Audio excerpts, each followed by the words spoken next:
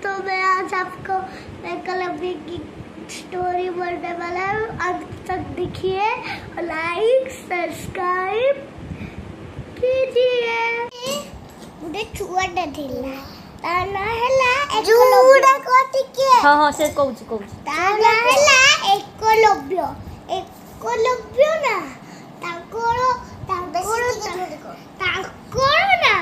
ताको गुरु थिले तुराचार्य।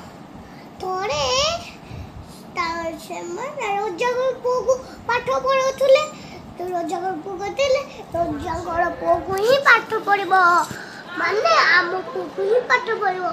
आ थोड़े ना एकलव्य आसिले ताको पाठ पढ़ेले सब छुआ काटे नहीं पछे बसे गुटे ताको मुक्ति बने कि शुणी कि करूले थोड़े बड़ हेले धनुचार्य होले से धनुचार्य थोड़े सब जुट्टी होला थोड़े केते केते किए केते बड़ होइची देखाला।